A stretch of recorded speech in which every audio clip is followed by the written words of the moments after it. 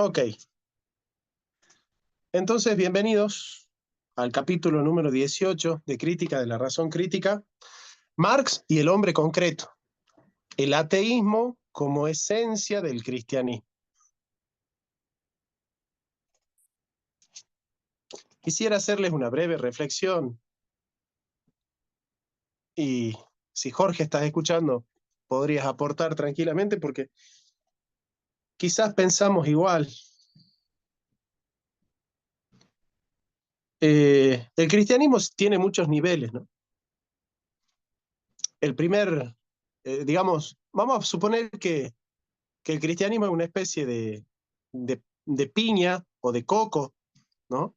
O de melón, así, que tiene la cáscara, que tiene la piel, ¿no? Que tiene la sustancia y que tiene el caracú, el núcleo y el caracú. ¿Cuál sería para ustedes el caracú del cristianismo? El núcleo central del cristianismo.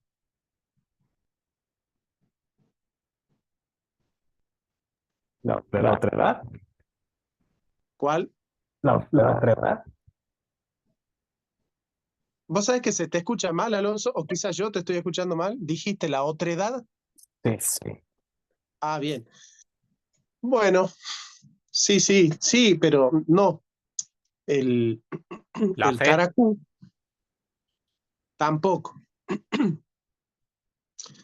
El caracú de la religión cristiana es el querigma.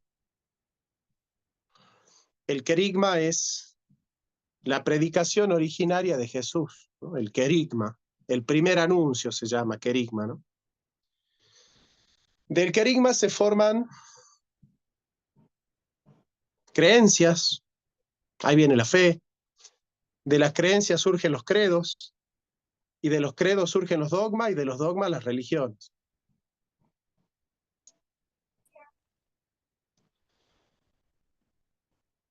Nosotros hemos habitado por 2000 años en el dogma, en el credo,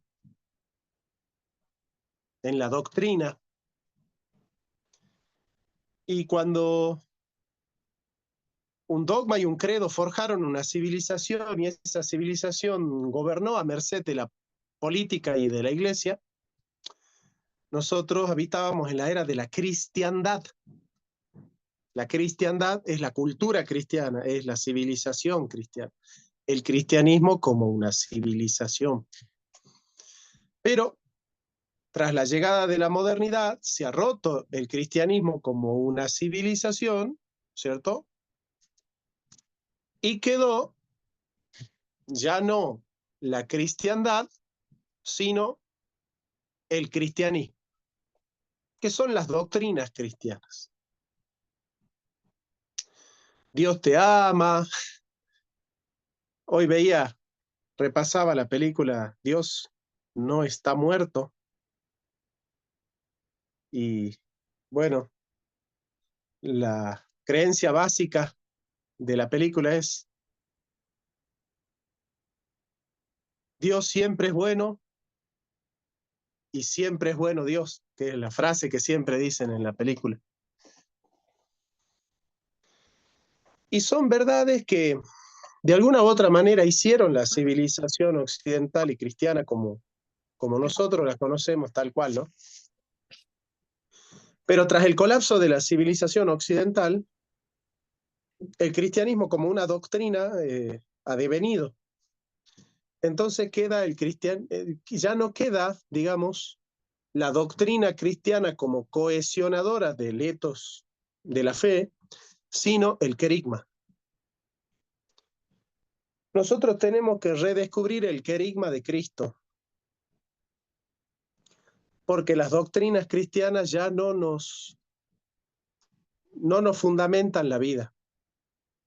Yo no estoy diciendo que la Biblia ha pasado de moda, ni que las doctrinas de la Biblia ya no sirven.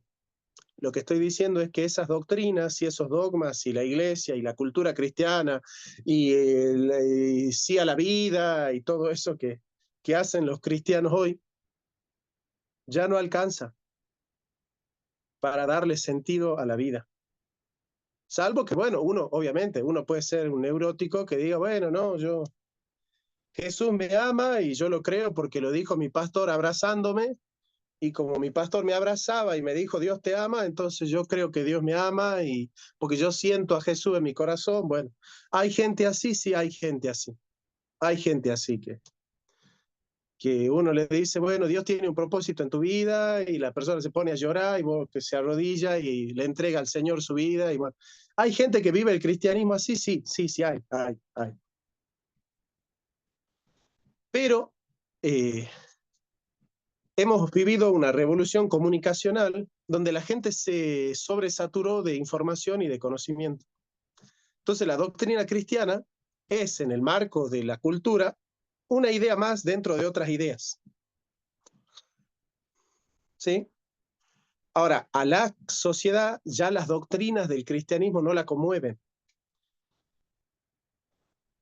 El cristianismo tiene que descubrir el querigma de Cristo, redescubrirlo y presentarlo de tal manera que el mensaje de Cristo, que es eterno, pueda conmover al hombre contemporáneo.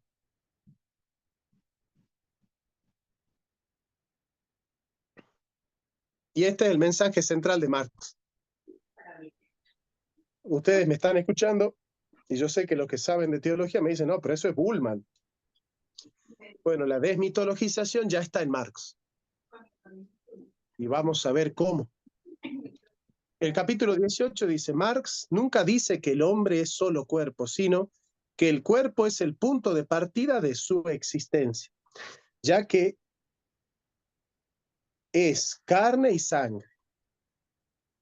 Como dice, la primera premisa de toda historia humana es naturalmente la existencia de individuos humanamente existentes.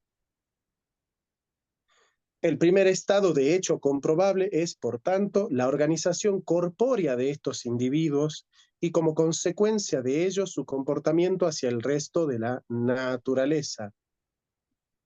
Fin de la cita. El punto central del Evangelio es que mi hambre es un problema material, pero el hambre de mi prójimo es mi problema espiritual. Estar dispuesto a que el hermano viva una vida digna es el centro del mensaje del cristiano, ya que por el amor al prójimo, las obras, se muestra el amor de Dios, la fe. Si alguno dice yo amo a Dios y aborrece a su hermano, es mentiroso, pues el que no ama a su hermano, a quien ha visto, ¿cómo puede amar a Dios a quien no ha visto? Primera de Juan 4:20. Entonces, yo quiero que atiendan a esto. Yo quiero que atiendan a esto.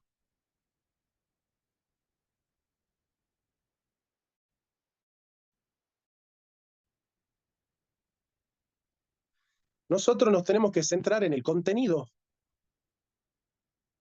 de la predicación. En ese contenido está lo que nosotros tenemos que creer y lo que nosotros tenemos que hacer.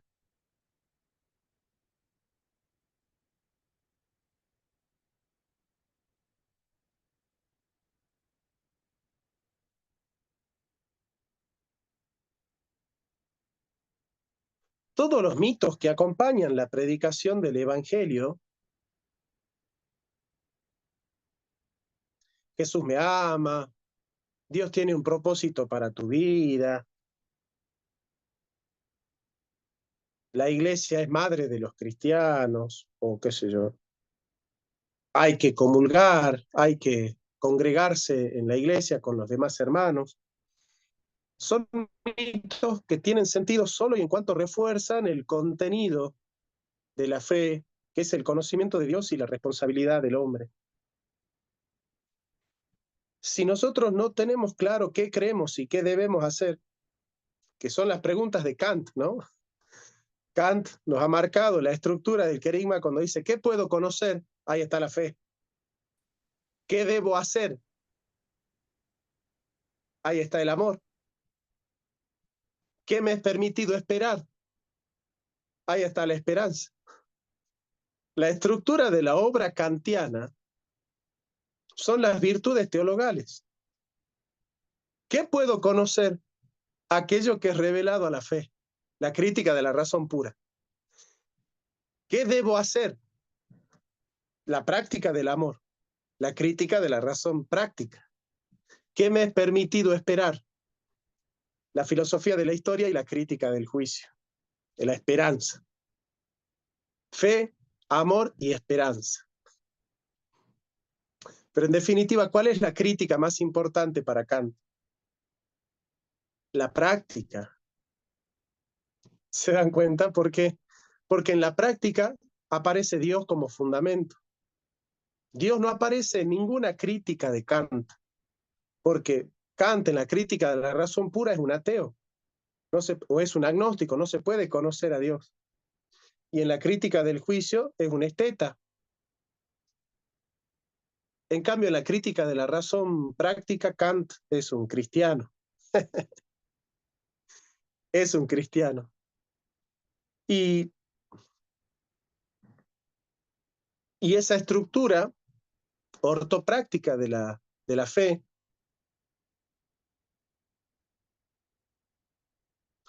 implica que todos los mitos de la fe solo sirven como apuntalando, como cimentando nuestra responsabilidad moral. Y si nosotros no nos hacemos cargo de nuestra responsabilidad moral y de nuestra responsabilidad existencial, no tiene sentido el mito cristiano. Entonces, bueno, Marx nos va a recordar esa responsabilidad moral que tenemos como cristianos, ¿sí? Independientemente de que Dios exista o no, porque está más cerca de Dios el que cumple con el mandamiento que aquel que creyendo en Dios no lo cumple.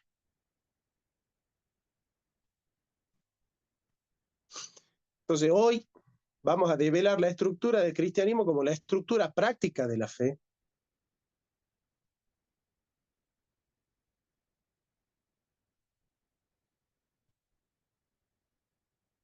La salvación es solo por obras.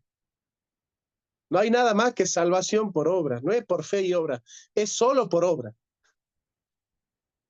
Es la obra de Cristo obrando en nosotros por medio de la fe. Es la obra de Cristo obrando en nosotros por medio de la fe. Y si la obra de Cristo no obra en nosotros, vana es la predicación. Sigan obrando su salvación con temor y temblor, porque es Dios el que produce en vosotros tanto el querer como el hacer. Y el ateo, que cumple con la moral, ama a Dios, ama a Dios mucho más que el cristiano que sabiendo no cumple. Está más cerca el ateo. Aprodigado del Padre, se fue de la casa del Padre, pero lo tiene presente. Y para él Dios es un problema, como para el hijo pródigo el Padre fue un problema. Para el hijo que se quedó, Dios no era un problema. El Padre, su Padre, no era un problema. Y si Dios no es para vos un problema, tampoco será una solución. La única manera de que para vos Dios sea una solución es que primero sea un problema.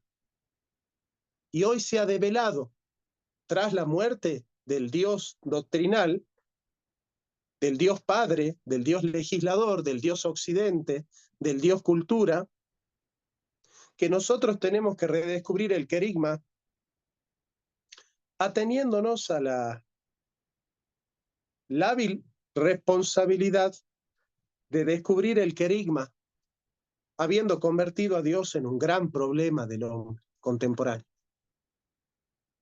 Y aquel que te dice, no, Dios te ama, Dios tiene un propósito hermoso en tu vida, entrega tu vida a Cristo, que Él te va a cambiar la vida y te va a perdonar todos los pecados. Para esa persona Dios es una solución, pero no es un problema, ¿me entienden? Para la persona que dice, no, vos andá a la misa porque Cristo fundó la iglesia y en la iglesia están todos los medios de salvación, así que vos sentate ahí y come la hostia del cura, que ahí vas a estar en la verdad de la iglesia, que es la verdad de Dios. Para esa persona Dios es una solución, pero no es un problema. La teología del siglo XXII, no la del XXI, la del XXII, consiste en que para los hombres Dios va a ser un gran problema.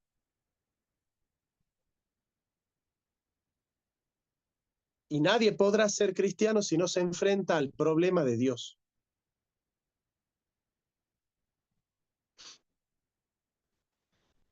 En el siglo XXII no habrá lugares para ese tipo de película de Dios es bueno siempre, porque siempre Dios es bueno. Ya hoy no existe lugar para el tipo de fe de Jesús es bueno porque qué bueno que es Jesús. ¿A quién conmueve eso? A una persona que no es profunda. Hoy una persona que es profunda se tiene que tomar en serio el ateísmo, muchachos. Se los digo mirándolos a la cara. Hoy una persona profunda se tiene que tomar en serio el ateísmo. Y una persona que hoy no se toma en serio el ateísmo, no se puede tomar en serio al cristianismo tampoco.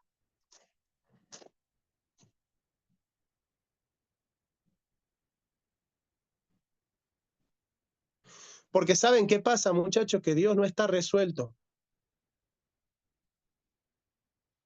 No sé si leyeron el libro de Voltaire, que se llama Cándido. Aparece el señor Pangloss y Cándido, ¿no es cierto? Entonces Cándido le muestra al señor Pangloss muchos problemas filosóficos y problemas existenciales de la vida.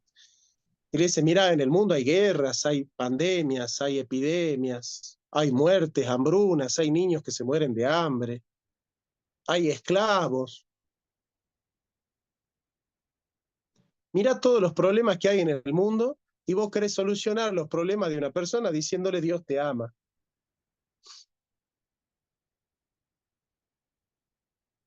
Y yo lo miro a Alonso, por ejemplo, que yo sé que él me está escuchando atentamente, como todos ustedes, ¿no? Vos estás pasando por una tragedia. Hola Gaby, ¿cómo estás? Bienvenida. Grisel, bienvenida. Entonces, Disculpe, Alonso, buenas tardes. buenas. Entonces vos estás pasando por una tragedia y yo te digo, Alonso, bueno, ¿sabes qué? Dios te ama. Si vos crees lo que yo te digo, pero no te tomas en serio la prerrogativa, la problemática en la que yo te estoy metiendo simplemente con el discurso Dios te ama, tiene un propósito en tu vida, ¿qué sentís? Pues sería frustración porque por mucho que yo tenga o quisiera hacer algo, ya no voy a tener otra opción sino lo que se me ha dictado desde arriba. ¿Está bien? Bueno. Entonces, el señor Pangloss es el que, frente a las preguntas de Cándido, señor Pangloss, no, no te preocupes, todo lo malo sucede por algo bueno. ¿Eh? No hay mal que por bien no venga. Todo pasa para bien, todo sucede para bien, no te hagas problema. Si Dios nos hizo libres, entonces por eso tenemos permitido hacer el mal, entonces por eso hay mal en el mundo, no te preocupes, Dios te ama. Y Voltaire muestra que Cándido, haciéndose preguntas, es mucho más profundo que el señor Pangloss dando las respuestas. Y aunque Cándido no se atreve a afirmar que Dios existe ni que lo ama, se lo toma mucho más en serio, interrogándolo, buscándolo y enfrentándolo, como hizo Jacob. Porque el pueblo de Israel es un pueblo no que ama a Dios, que se enfrenta con Dios. El pueblo de Dios es un pueblo que se enfrenta con Dios. No, nosotros amamos a Dios y decimos amén. Ese pueblo eh, es un pueblo devenido. Es un pueblo devenido. Porque se habita a Dios desde la superficialidad del dogma, desde la frivolidad del dogma, y no desde la tragedia del querigma.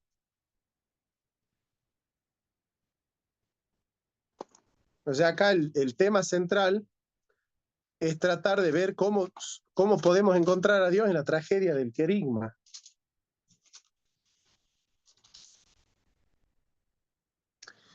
Miren lo que dice Job 12:2. Ciertamente vosotros sois el pueblo, y con vosotros morirá la sabiduría.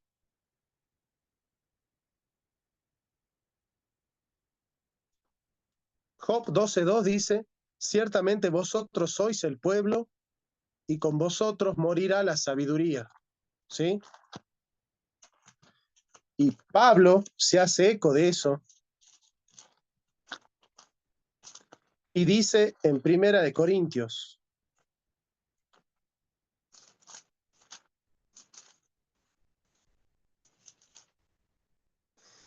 Primera de Corintios 1:20, ¿dónde está? Dice 18, porque la palabra de la cruz es locura a los que se pierden, pero a los que se salvan, esto es a nosotros, es poder de Dios. Pues está escrito, destruiré la sabiduría de los sabios.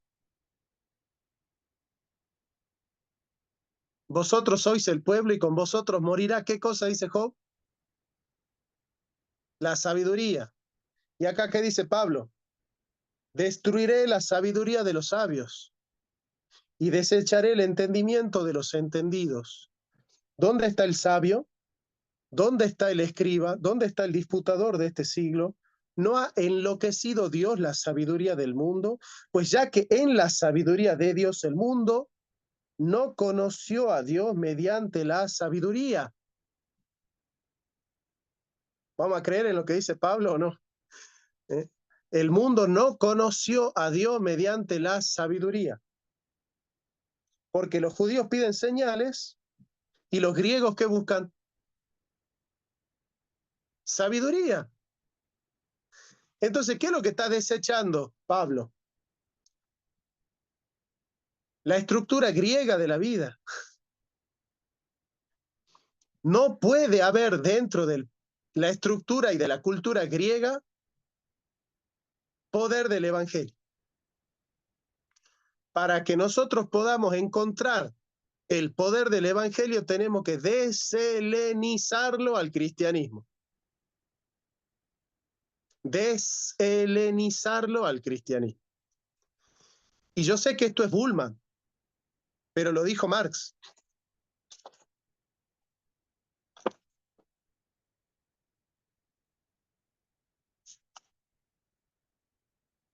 Entonces, el que habla de Dios, teología, pero no ama a su hermano, praxis, se está engañando a sí mismo. Y en este sentido, hacer teología, hablar de Dios, es la excusa perfecta para quedar a 100 kilómetros de él.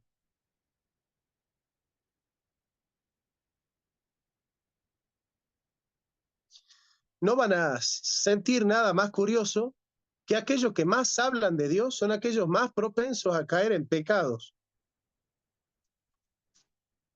Los grandes predicadores, los grandes profetas, los grandes gurús del cristianismo, aquellos que son los guardianes de la ortodoxia, los paladines de la fe, son los más propensos al pecado. Y cuando digo son, digo somos, ¿no? Dios se oculta en el hermano y solo cobijándolo a él descubrimos la verdad de Dios. Dios aparece en la praxis. Dios no es, se da, se dona en la praxis. aparece en la praxis. La endija por la cual Dios aparece es la praxis del amor hacia el otro. Por eso el verdadero querigma es la otredad, como dijo Alonso. Si yo no tengo al otro, el amor no es un mandamiento. Pensalo así, Alonso. Si el prójimo no existiera, ¿el amor sería un mandamiento? No, no tendría sentido. No tendría sentido, porque Jesús, yo te tengo que decir a vos que te ames mucho por mandamiento. ¿Vos necesitas un mandamiento para amarte mucho a vos mismo? No, no hay Facundo, esfuerzo. Facundo, ¿vos necesitas leer la Biblia para amarte demasiado a vos mismo? Y si vos tenés hambre, ¿qué vas a hacer? Vas a comer, Comer, ¿no es cierto? comer. Y necesitas que la Biblia te lo mande. No, Y si vos tenés sed, ¿qué vas a hacer? Vas a tomar. beber. Y Y sí, necesitas que la iglesia te lo mande. no, Y si vos tenés frío, te vas a abrigar. Y no necesitas ningún mandamiento. ¿Te das cuenta? Ahora, ¿por qué el amor es mandamiento? por el otro. Porque cuando el hermano tuyo tenga hambre, ¿vos lo vas a abrigar? Y si sigo los Pará, mandamientos, sí. cuando tu hermano tenga frío, ¿vos lo vas a abrigar? Cuando tenga hambre, ¿vos le vas a dar de comer? Cuando tenga sed, ¿vos le vas a dar de beber? ¿Te das cuenta por qué existe el mandamiento? El mandamiento existe porque hay un prójimo. Ujú. Y en el amor al prójimo existe el amor a Dios. El verdadero amor a Dios es el amor al prójimo, porque Dios está escondido en el prójimo, escondido en el otro. Dios es el otro que aparece, porque tuve hambre y me dieron de comer. Señor, ¿cuándo te vimos hambriento? Tuve sed y me dieron de beber. Señor, ¿cuándo te vimos sediento? Tuve frío y me abrigaste. Señor, ¿cuándo te vimos desnudo? Estuve solo y me visitaste. ¿Cuándo te vimos preso? ¿Se dan cuenta? ¿Y quién estaba escondido en el rostro del otro? Cristo mismo. Y el que ama al otro, ama a Cristo. Ese es el querigma, muchacho.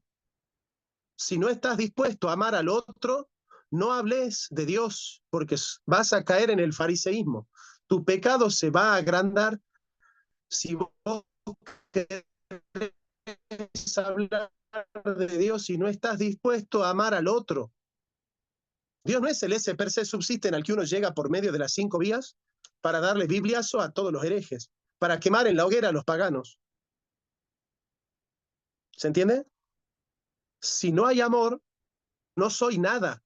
Nada soy, nada tengo si yo no tengo amor. Yo podría hablar en lengua, predicar, profetizar, hacer milagros, pero si no tengo amor, Dios no existe. Y se lo voy a decir mirándolos a la cara. Yo no amo porque Dios existe. Dios existe porque yo amo. Esa es la estructura mitológica de la fe, muchachos. ¿Saben por qué Dios ha muerto? Porque dejamos de amar.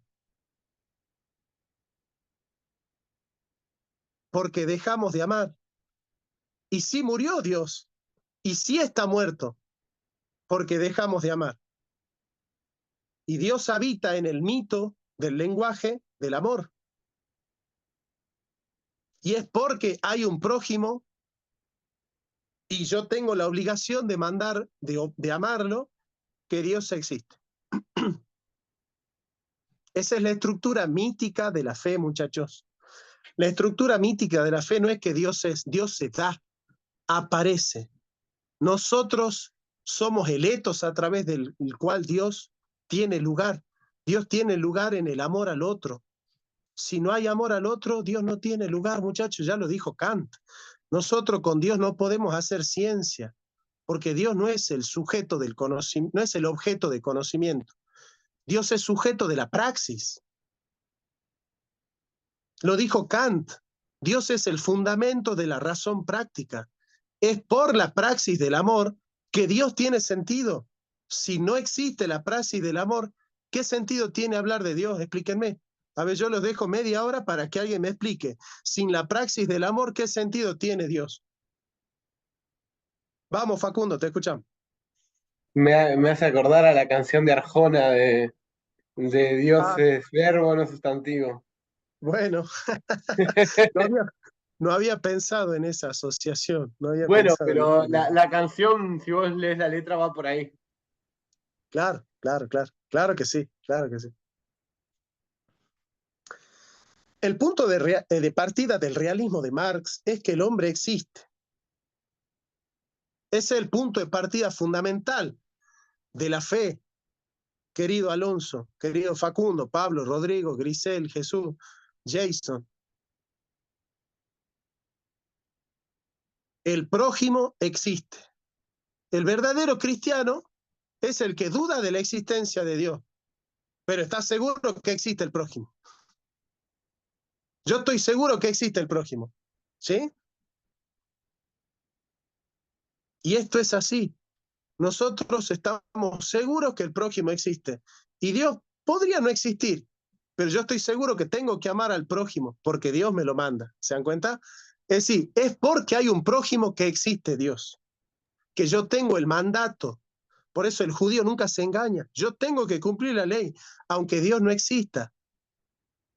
El judío cumple la ley, aunque Dios no exista.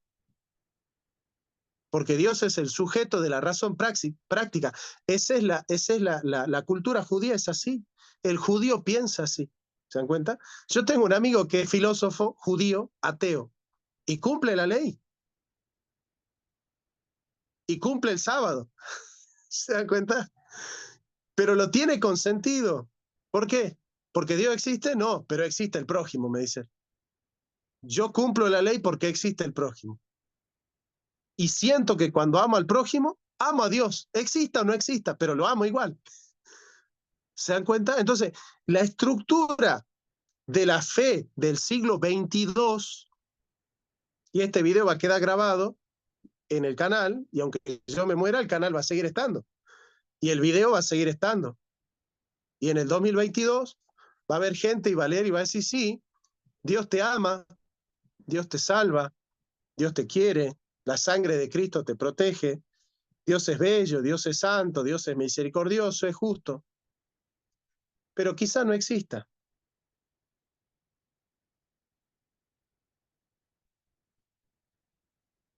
Aunque quizás no exista. Ese no es Jonathan, nuestro...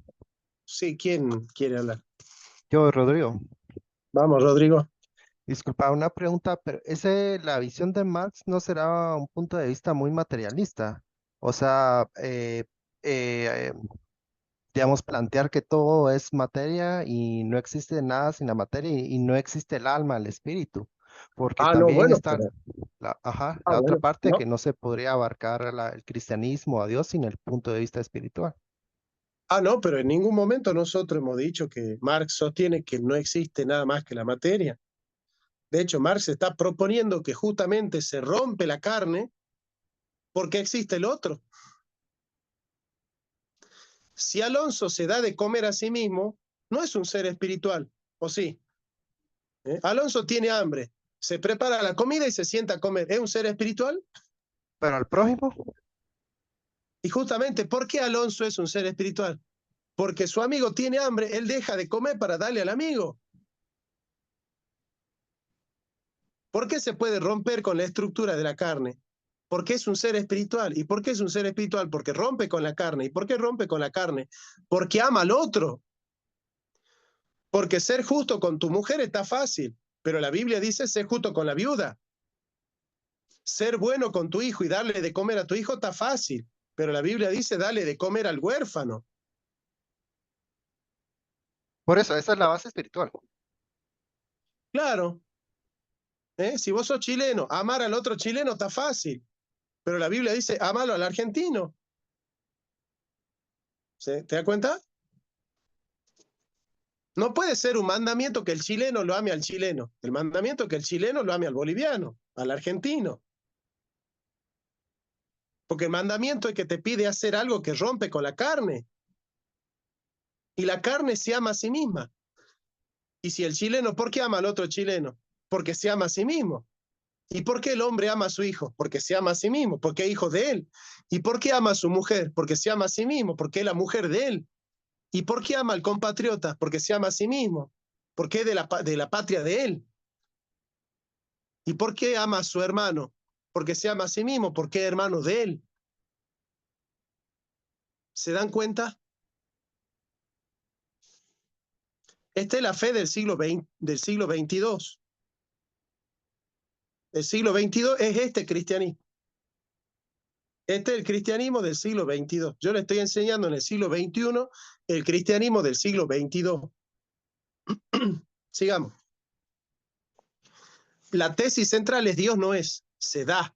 ¿Ah? La tesis central es esa, Dios no es, se da. ¿Se entiende eso, no? No es sujeto de la teoría, no es objeto de la teoría, es sujeto de la praxis. Dios no es, se da. No está, aparece. ¿Se dan cuenta? Por eso, para buscar a Dios, nosotros tenemos que estudiar el ente y remontarnos sintéticamente hacia el ser. Sí, ese es el Dios griego que defendemos nosotros los tomistas cuando hacemos apologética. Pero cuando los judíos quieren hablar de Dios, ¿qué hacen?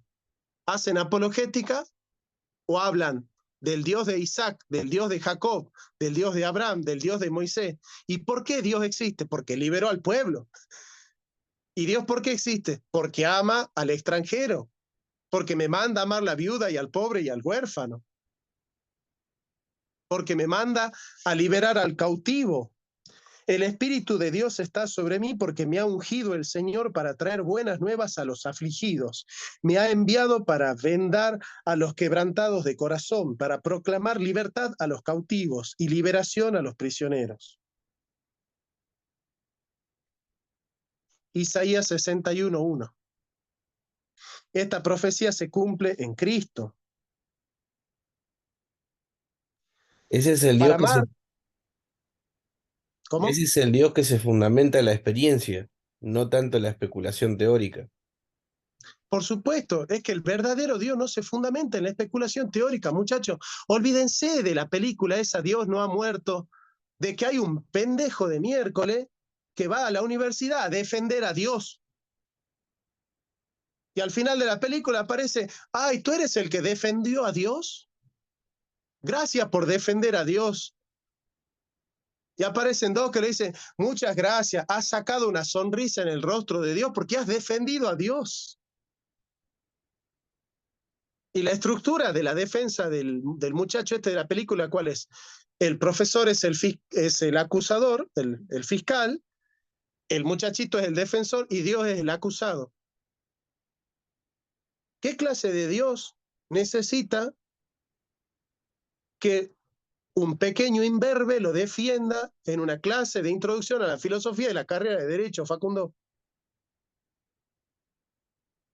¿Se dan cuenta el Dios del que están hablando ellos? Yo lo voy a mirar a la cara y le voy a decir, ese Dios tiene que morir. El Dios del muchachito ese, que es un Dios que necesita ser defendido en una clase de filosofía, ese Dios tiene que morir, muchacho. Tiene que morir el Dios de los apologetas.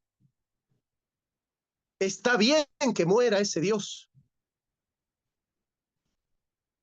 La apologética en ese sentido es una porquería. Nosotros venimos haciendo esa crítica ahí en cultura, por ahí no tan bien como vos filosóficamente, pero nos dimos cuenta que ese Dios de la apologética no sirve para fundamentar el cristianismo, porque es un Dios teórico. Eso es lo que también se llama la crítica que le hace Heidegger al Dios de la ontoteología, que es el Dios del motor inmóvil de Aristóteles, no es el Dios que se le danza, que se le ora, que se le pide. Es haber convertido a un Dios en un superente. A un superente. Entonces Dios es un superhombre. ¿Eh? Entonces, a Jorge le gusta que lo defiendan, a Dios también le gusta que lo defiendan. ¿Te das cuenta? A Jorge le gusta que le den plata, a Dios también le gusta que le den plata. A Jorge le gusta que le idolatren, a Dios también le... Es haber convertido a Dios en un superente, en un superhombre, en un Übermensch. Por eso, los verdaderos cristianos de la filosofía contemporánea son Nietzsche, Freud y Marx. La Nietzsche, triada ¿por de qué? la modernidad. Claro, ellos son los que han descubierto el querigma de la fe. Eso lo explica muy bien en un libro que se llama El lenguaje de la fe, Paul Ricoeur. Ya lo voy a buscar al libro. Paul Ricoeur, El lenguaje de la fe. ¿Qué más? Lo busco y se los leo en una partecita.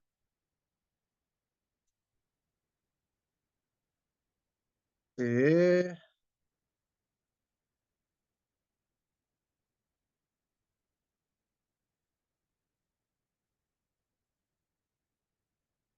bueno, ahí está. ¿Qué es lo que les quiero decir yo, muchachos, con todo el respeto y el cariño que les tengo? Nietzsche, al fundamentar la muerte de Dios, ha permitido que muera ese Dios que no sirve, el Dios de la burguesía, el Dios que aplaude la carnalidad de los cristianos, el Dios que aplaude una iglesia pomposa, el Dios que fundamenta puntales para una fe vacilante,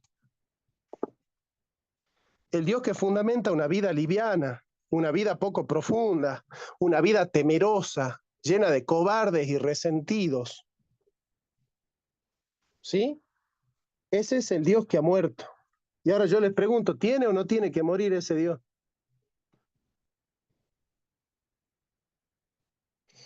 Los escucho, ¿no? Sí. El Dios temeroso, el Dios que tiene que defender un pichiruchi leyendo a Aristóteles.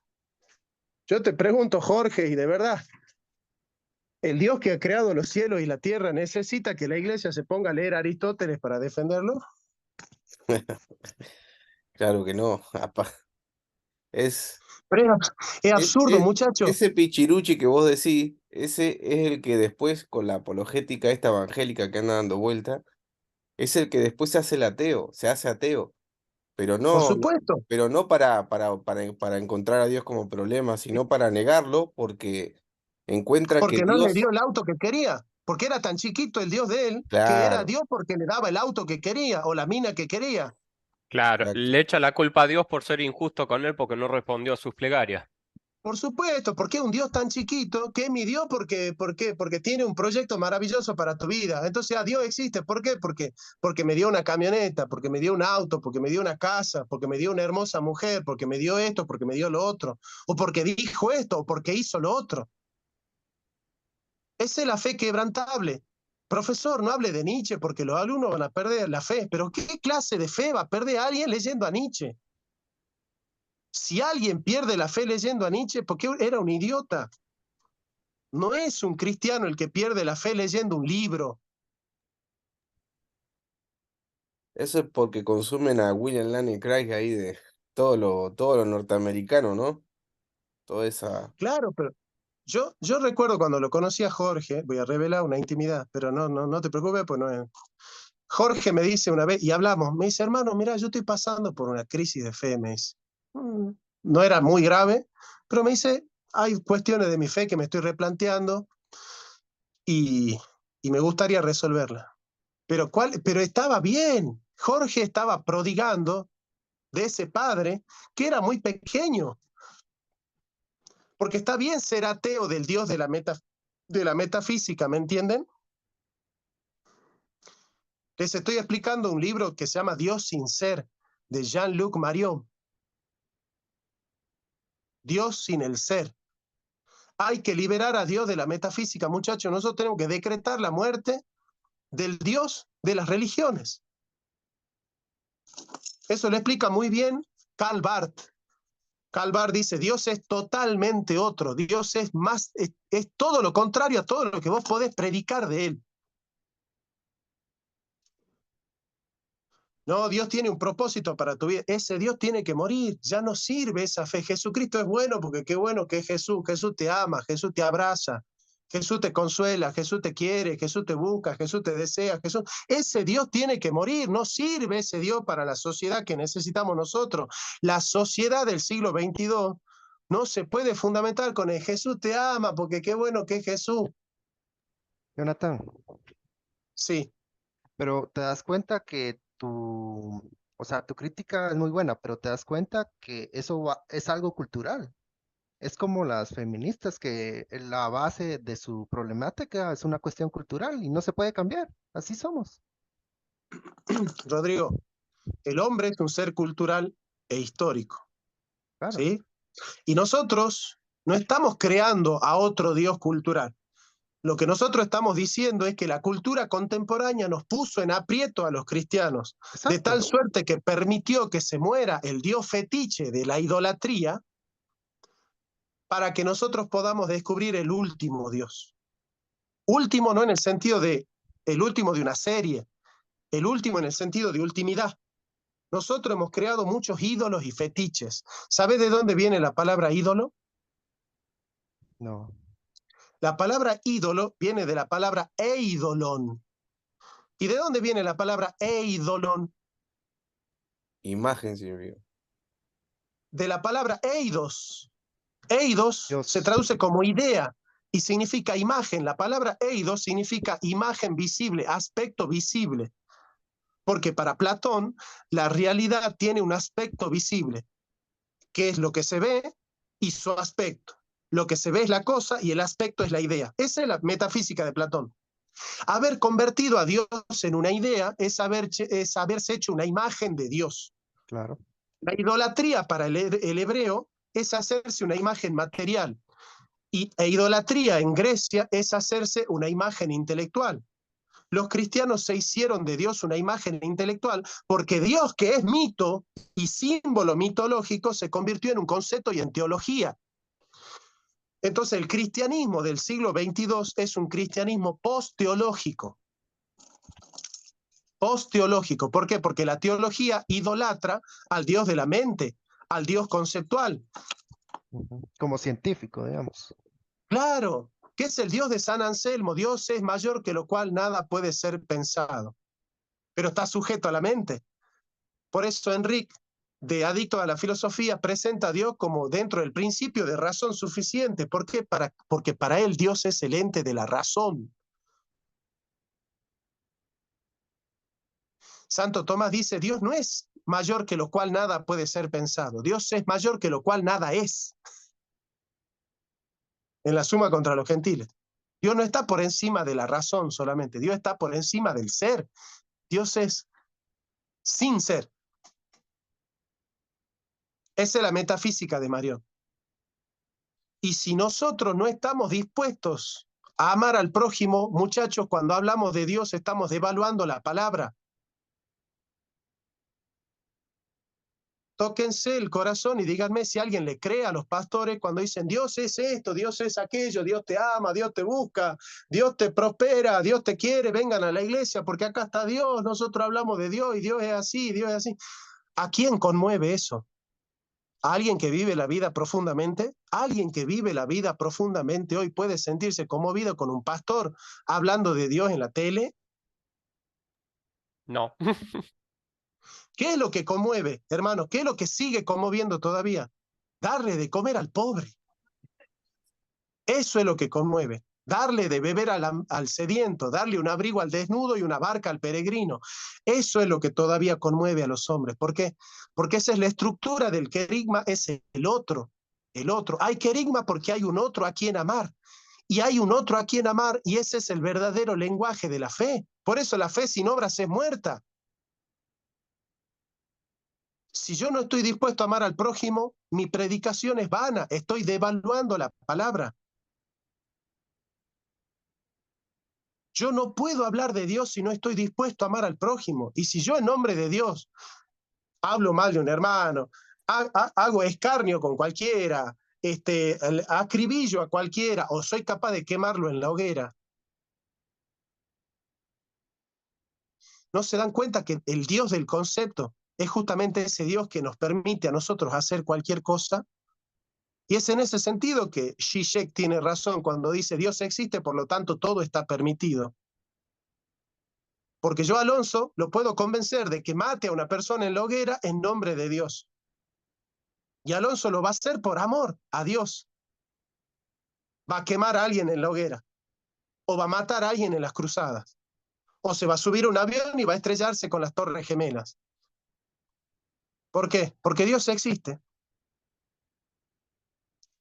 Entonces Dios existe, por lo tanto todo está permitido. ¿Qué Dios es el que legitima que todo esté permitido? El Dios de la metafísica, el Dios fetiche de la idolatría. Nosotros estamos idolatrando a Dios porque hemos convertido a Dios en un ser metafísico. Muchachos, hay que superar la ontoteología. Dios no es un superente.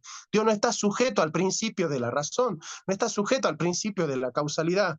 No tiene el nombre del ente a través de la vía de la remoción. Dios es totalmente otro. El que lo descubrió eso fue Barth. Y ese otro aparece como el gran absoluto otro, lo dice Buber. Y ese otro aparece con un rostro que es el rostro del prójimo, lo dice Levinas. Y ese rostro del prójimo es la estructura existenciaria del propio Dasein, porque el Dasein es Mitsein, es ser con el otro, lo dice Heidegger. Esta es la fe del siglo XXIII, muchachos. En el siglo XXIII ya no hay lugar para hablar de Dios de otra manera que no sea en el lenguaje del amor. Ya no hay lugar para ese Dios que habla un obispo que está llegando y llega primero a la panza y a la media hora aparece el obispo. No hay lugar. No hay lugar porque el pueblo ya no le cree a la iglesia. ¿Y saben por qué la iglesia cristiana hoy puede sobrevivir? Porque pervive la ignorancia. Porque se ha muerto el Dios fetiche de la metafísica. Se ha muerto el Dios fetiche de la imagen metafísica del mundo. El Jesús te ama porque qué bueno que es Jesús. Solamente un pueblo ignorante y que no habita en la profundidad de la existencia puede creerle a una iglesia que vea en Dios la solución de todos los problemas, pero no ve a Dios como un gran problema. Y lo dice Walter Jeremías. Walter Jeremías dice, la nueva teología ya no es que los hombres tienen que justificarse delante de Dios, sino que ahora Dios tiene que justificarse delante de los hombres. ¿Pero en qué sentido Dios se tiene que justificar delante de los hombres? El Dios de la metafísica, el Dios de la ontoteología, ese es el que tiene que dar razones de su existencia. ¿Y saben por qué no las puede dar? Porque ha muerto. Ese Dios de la cristiandad, ese Dios que legitima que haya gente que agarre la espada y que mate gente en nombre de Dios, ese Dios ha muerto. Murió en las Torres Gemelas cuando Bush dijo, Dios no es neutral, está de nuestro lado, murió Dios. Es el hecho fáctico de la muerte de Dios. Ya Dios no es una excusa para hacer cualquier cosa, no se puede. Lo sentimos con el Dalai Lama. Si el Dalai Lama hacía lo que hizo con el pibito hace 30 años, nosotros al Dalai Lama lo aplaudíamos. Hoy ya no se puede usar a Dios para hacer cualquier cosa, muchachos, ya no. En nombre de Dios ya no se puede hacer cualquier cosa. Y lo profetizaron Marx, lo profetizó Nietzsche, lo profetizó Freud, lo profetizó Wittgenstein cuando dijo, de lo que no se puede hablar es mejor callar. De lo que no se puede hablar es mejor callar. Y la única forma de hablar de Dios es cerrar la boca y amar al prójimo. Y la boca va a aparecer sola, se va a abrir. Y la predicación del Evangelio tiene que ser con la boca abierta, pero sobre todo con las manos abiertas. Porque la boca solo tiene derecho a estar abierta cuando están abiertas las manos. Porque si confesares con tu boca que Jesús es el Señor, serás salvo. La palabra confesar en griego no es lego, hablar de la boca para afuera, ni homologueses. Es ser martureo, dar testimonio con la sangre. Homologueses. Homologar con tu existencia tu discurso.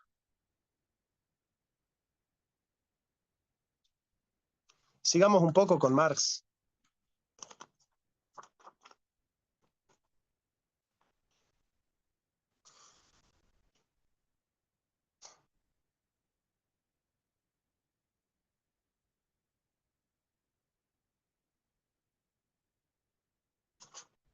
Dice Marx, nadie puede servir a dos señores, pues menospreciará a uno y amará al otro, o querrá a uno y despreciará al otro. No se puede servir a Dios y a las riquezas. Marx sabe que el hombre fue hecho a imagen y semejanza de Dios. Encuentra que el valor del ser humano no es el capital, sino la vida divina en su sangre. El capital se endiosa y se desdiviniza a Dios. Cuando nosotros hacemos de la imagen del mundo, que es el capital, un Dios, se desdiviniza a Dios y se diviniza al ente. El hombre se ha olvidado del ser y se ha entregado al dominio de los entes. Él, a pesar de su figura divina, Gestaltgott, no se aferró a su categoría de Dios, dice Marx, ¿no? Marx dice, él, a pesar de su Gestaltgott, de su figura divina, no se aferró a su categoría de Dios, al contrario, se alienó a sí mismo y tomó la figura de siervo, Knechtgestalt. Puede verse cómo usa Marx el Nuevo Testamento de manera muy sutil y versada. Toma el dinero como inversión de Cristo, como el anticristo, mientras Cristo es la figura de Dios y se alienó a sí mismo haciéndose figura de siervo.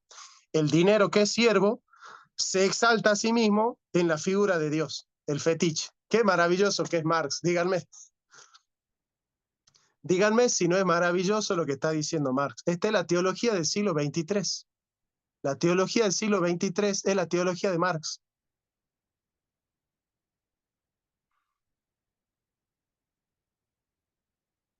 Al combatir a Jeremy Bentham, Marx decía, si queremos saber qué es útil para un perro, tenemos que penetrar en la naturaleza del perro, pero jamás llegaremos a ella partiendo del principio de utilidad.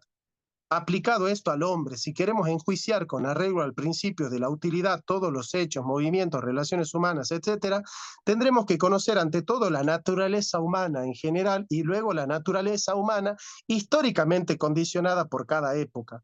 El Capital, tomo 1, página 639. Hay que advertir también que esta frase del Capital escrita por el viejo Marx demuestra la continuidad de la concepción de la esencia del hombre, el Wesen, sobre la cual escribió el joven Marx en los manuscritos económicos filosóficos.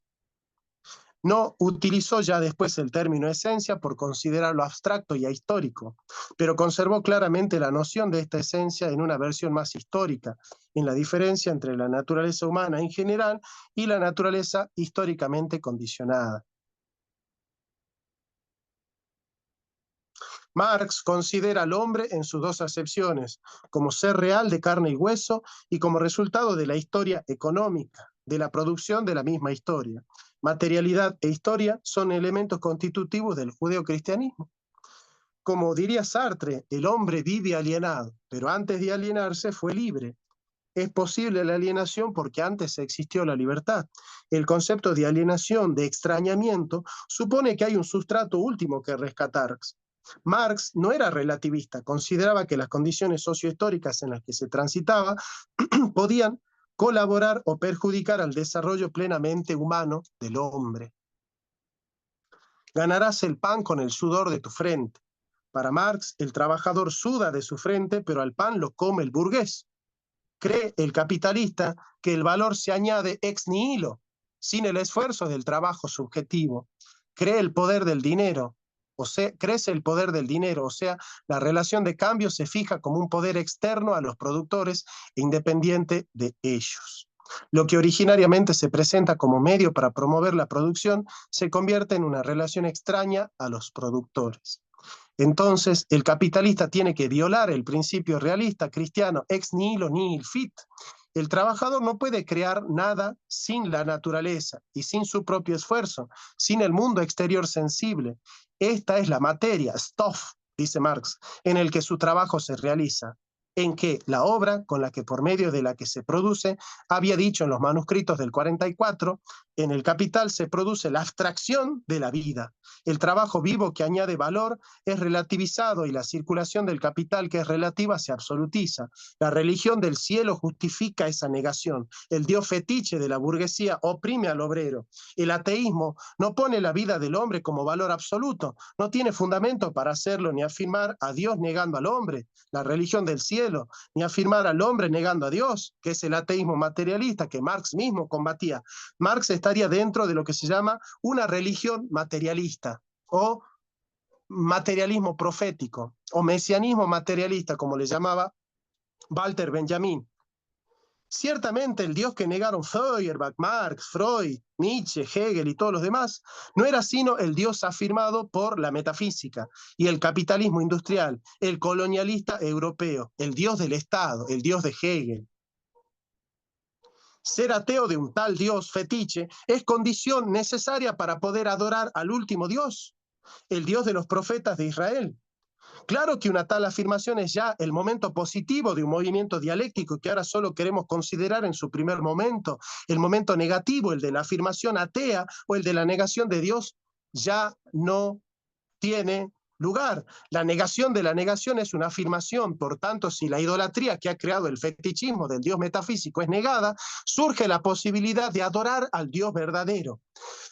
El ateísmo, como negación de la divinidad del Dios fetiche, del Dios ídolo, del concepto metafísico, de la totalidad del sistema capitalista, tiene sentido para Marx como un primer momento solamente. Y dice Marx, atención a lo que dice Karl Marx. El ateísmo, como ya hemos citado, en cuanto a negación de esta carencia de esencialidad, carece ya de total sentido. El ateísmo ya carece de sentido, dice Marx, Carlos Marx, el autor del Manifiesto Comunista, en cuanto a afirmación, pues el ateísmo es una negación de Dios y afirma mediante esta negación la existencia del hombre. 383. Manuscritos económicos filosóficos, primera edición, tomo 1, página 54. Denuncia Marx que la filosofía de la historia de Hegel no es más que la expresión filosófica del dogma cristiano germánico que se hizo luterano en Alemania.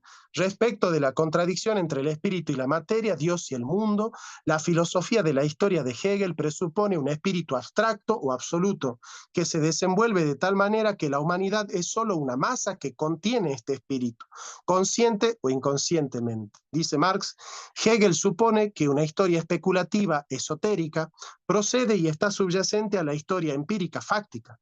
La historia de la humanidad se transforma en la historia del espíritu abstracto de la humanidad que trasciende al hombre real y concreto. El Dios alienado de la metafísica ha fundamentado un hombre alienado en el capitalismo. Por eso Heidegger dice en la entrevista de Der Spiegel que la bomba atómica la creó Parménides en el proemio del poema de la naturaleza. ¿Por qué? Porque está cayendo en la ontoteología, está convirtiendo a Dios en fundamento y el fundamento en un superente. Porque encima se dice de una sola manera. Efectivamente, Marx rechaza el ateísmo como plataforma de su movimiento.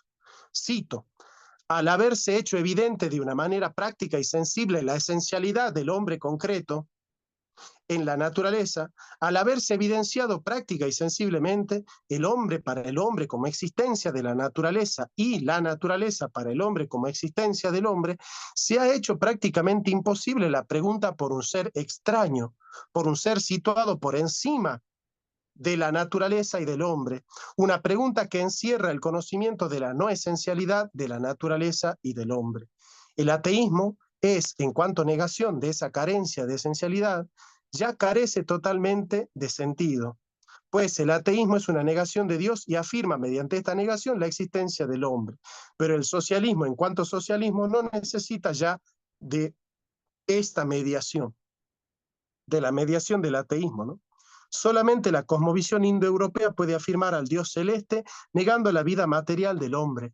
Esta dialéctica espiritual griega de materia y cuerpo, espíritu, alma y cuerpo, ese platonismo para las masas en el que se convirtió el cristianismo que denuncia Nietzsche, por otro lado, es el que ha creado la religión institucionalizada cristiana, que ha injertado el gen griego en el horizonte mental hebreo.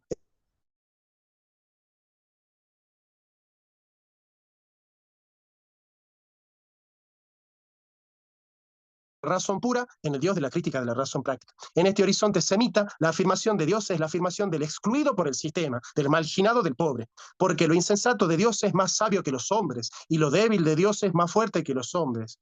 Pues mirad, hermanos, vuestra vocación, que no sois muchos sabios según la carne, ni muchos poderosos, ni muchos nobles, sino que lo necio de Dios escogió Dios para avergonzar a los sabios, y lo débil del mundo escogió Dios para avergonzar a lo fuerte, y lo vil del mundo y lo menospreciado escogió Dios, y lo que no es para deshacer lo que es, a fin de que nadie se jacte en su presencia. La gran jactancia es la metafísica occidental, es el Dios de la metafísica. La totalización de un sistema, cuando crea la exterioridad, crea la marginación. Dios escoge al que quedó afuera del sistema. El que entiende esto es el Papa Francisco. Que crearon los que lo excluyeron al pobre en nombre de Dios y a la mujer en nombre de Dios. El maligno es la totalización de un sistema que niega al pobre. Se negó al indio, al africano y al asiático. Y después todavía dentro de estos sistemas se van a negar a los pobres, a los agricultores y a los obreros. Alienar al otro significa que el indio, con su mundo, sus cosas y sus costumbres, se transformó en mano de obra a disposición del español. El negro, que tenía su mundo, se alienó y se lo vendió y se lo hizo esclavo. Eso es alienar, matar al otro, matar a Abel haciéndolo algo dependiente, a disposición de él. Se lo hace cosa. Triunfa la técnica, la era de la técnica. Nos dice Enrique Dussel en Caminos. Dios irrumpe desde la exterioridad para destruir la presunción de los fariseos que se totalizaron, concibiéndose como fuera de la masa. Bien, bueno. Bueno, muchachos, este es el Dios de la teología del siglo XXIII, de la no teología del siglo XXIII.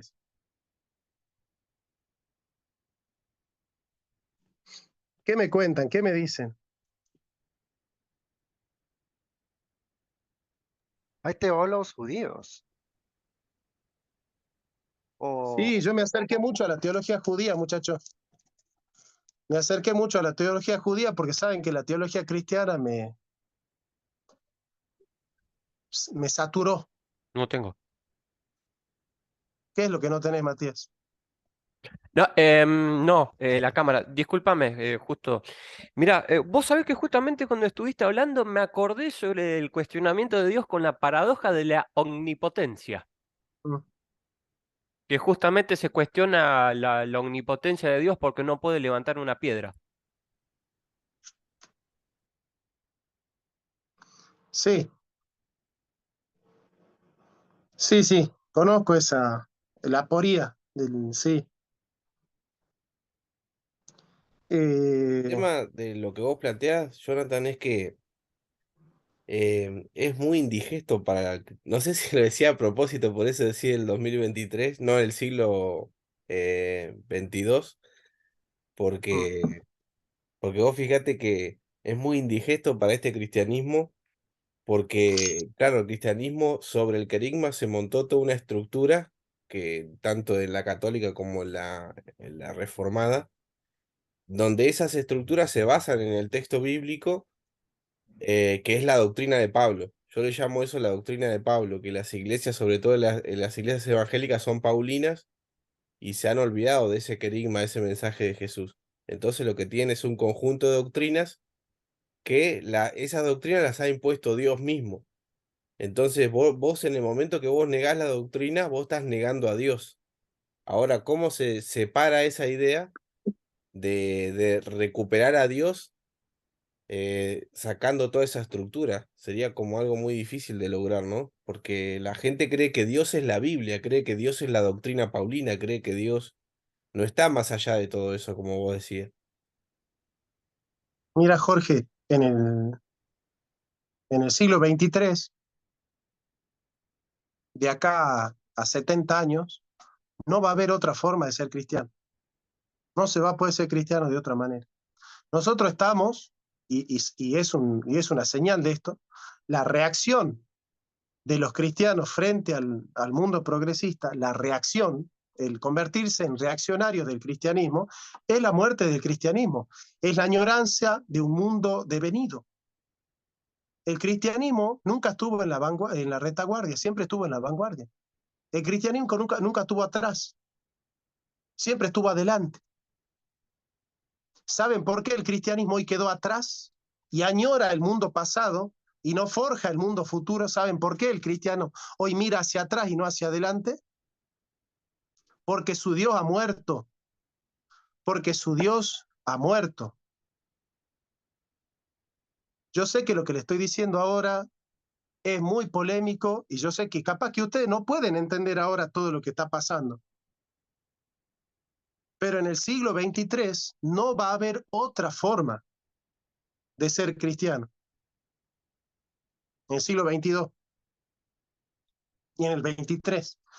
Si hay cristianismo, será de esta manera. Será de esta manera.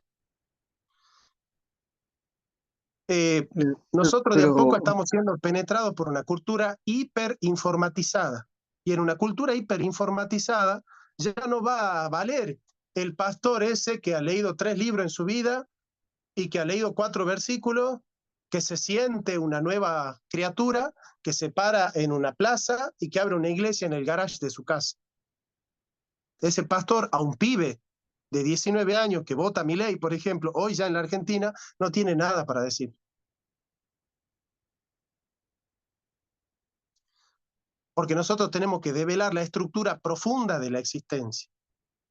Y se van a hermanar todas las religiones que tienen una estructura profunda de la existencia.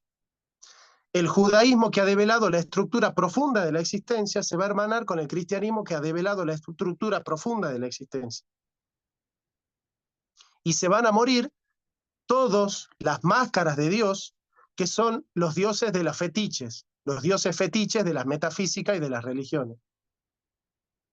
El Dios del concepto occidental, que es el Dios sujeto a la metafísica, ¿no? No, yo te decreto que Dios te ama. ¿Y qué sabe vos si Dios me ama? No, yo estoy seguro que Dios te ama y quiere que vos... Pero ¿qué sabe vos lo que quiere Dios? ¿Te das cuenta? ¿Por qué hablas en nombre de Dios? No, que Dios para vos quiere esto y quiere aquello, y Dios me dijo, y Dios te quiere hacer así y acá y allá, y quiere que vengas acá y allá, y que compres esto y aquello, y que estudies acá y allá. Porque lo dice Juan, te va a decir. Lo que pasa es que nosotros, si vivimos en la letra, vamos a quedar presos de la estructura apofántica de la fe. Pero nosotros no tenemos que estar presos de la estructura apofántica de la fe. Si nosotros quedamos presos de la estructura apofántica de la fe, el Nuevo Testamento no existiría. No hubiese sido un progreso con respecto al Antiguo Testamento. Y nosotros tendríamos que cumplir la ley exactamente como los judíos. Lo que va haciendo la cultura es desgajar los dioses de las máscaras de Dios y los dioses de las máscaras, para que quede al último solo Dios y lo sagrado. Dios, el silencio y lo sagrado. Nada más. Y desde esa estructura sagrada, ¿qué significa sagrado? Nosotros los argentinos entendemos mucho eso por pap. Sagrado es, la vieja no se toca. Cuando yo te digo, por ejemplo, mi vieja es sagrada, ¿qué te estoy diciendo? Mi vieja no se toca. La vieja no se toca. De la vieja no se habla, con la vieja no te metas. La estructura sagrada de la vida es que nosotros no nos tenemos que meter con Dios. No meternos con Dios no significa que nosotros no tenemos que predicar el evangelio, que no tenemos que amar, que no nos tenemos que congregar, que no tenemos que comulgar, sino que no tenemos que hacer de Dios un objeto de la teoría, sino el sujeto de la praxis. El sujeto de la praxis es el fundamento de la teoría. Nosotros hablamos de Dios porque le damos de comer al pobre. No le damos de comer al pobre porque hablamos de Dios. Si vos no le das de comer al pobre, no tenés derecho a decir nada.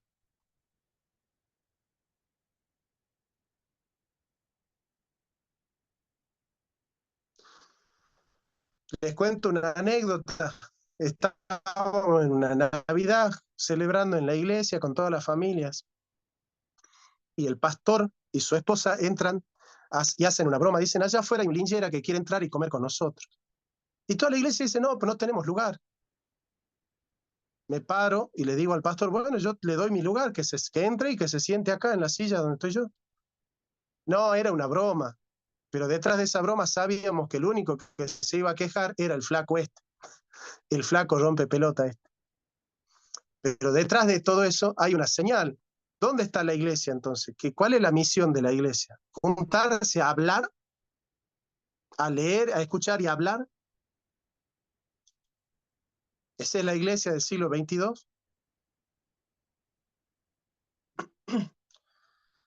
Nosotros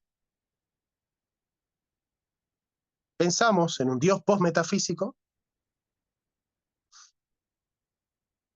Es un Dios del cual ya no se puede decir, no es el fundamento de ninguna política, ¿no? Y no está atrás, está adelante. Todo lo que da la batalla cultural desde el conservadurismo tienen un Dios que está atrás. Está mirando a la Edad Media, miran hacia atrás. Si vos tenés las manos en el arado y mirás hacia atrás, no sos digno de llamarte cristiano. Ponen la mano en el arado, quieren trabajar en la siega, en la cosecha, pero miran hacia atrás. Y han convertido al cristianismo en la retaguardia, ¿se dan cuenta? ¿Me están mirando o no? Han convertido al cristianismo en la retaguardia. Han convertido a Dios en el que añora el mundo que pasó. ¿Se dan cuenta lo que están haciendo Laje, Marque y todo ello? Están defendiendo al cristianismo que añora el mundo que pasó, no al Dios que está creando el mundo que viene. No sé si me miran, no sé si me escuchan lo que les estoy diciendo. O sea que tenés que hacer lo que Dios dice, lo que la Biblia dice, porque sí, ya, pero no hay una explicación detrás de eso. Porque no han develado la existencia profunda del hombre, no han develado la esencia profunda del hombre. Dios no es la añoranza del mundo que quedó atrás, Dios es el que crea el mundo que viene. Pero nosotros no podemos crear el mundo que viene si estamos mirando atrás, y no podemos mirar hacia adelante si somos conservadores. Entiendan eso, por favor. Entiendan, por favor, lo que les estoy explicando filosóficamente. O sea que el Papa sí entiende eso. Que usted Porque está acaba de mirando decir. hacia adelante. Exacto, Porque ya el entendí. Papa Francisco mira hacia adelante. El Papa Francisco es un Papa del siglo XXIII. Porque lo que hoy dice el Papa escarniza a todos los católicos. Pero lo que dice hoy el Papa será sentido común dentro de 100 años. Lo que hoy dice el Papa, que era una... A ver, cuando Lutero decía que todos somos iguales ante Dios, era una aberración. La gente lo quería quemar a Lutero cuando Lutero decía que todos somos iguales ante Dios. ¿Cómo que los pobres, los aristócratas, las mujeres y los hombres somos iguales ante Dios? Está loco Lutero. Si lo mismo dijo Jesús. Son verdades que para nosotros son sentido común, pero para Lutero tuvo que luchar por esas verdades, ¿se entiende? Y hoy lo que dice el Papa es una locura. Dentro de 100 años va a ser sentido común. Pero hoy todos los cristianos y sobre todo los católicos se rasgan la vestidura cuando escuchan al Papa. Bueno, muchachos, miren, vamos a tener otra clase sobre esto porque es una temática que a mí me gusta mucho. Vamos a tocar el mismo tema, pero la clase que viene con Heidegger. ¿Qué les parece? Vamos a hacer un estudio profundo de Heidegger sobre esta temática, ¿eh? Yo les pido que a esta clase la escuchen muchas veces, porque acá yo les estoy diciendo cosas que la van a entender su nieto, su bisnieto, cuando entiendan hacia dónde está yendo el mundo y qué clase de cristianismo necesita hoy, el mundo, hoy, qué clase de cristianismo necesita y qué clase de cristianismo viene para el siglo que viene, ¿sí? Así que hay un amigo que viene de Bolivia, me pidió que lo reciba, que lo cobije, que le dé de comer. Así que bueno, vamos a cumplir el mandamiento. Me está esperando ahí en la terminal para irlo a buscar. Así que lo voy a buscar y le vamos a dar de comer y lo vamos a hospedar. Así que nada, gracias. Gracias. Si tienen preguntas, por favor me las dejen en el grupo de WhatsApp y no hay ningún problema, ¿sí? Les mando un fuerte abrazo y espero que Dios los bendiga mucho. Nos vemos. Chao, gracias.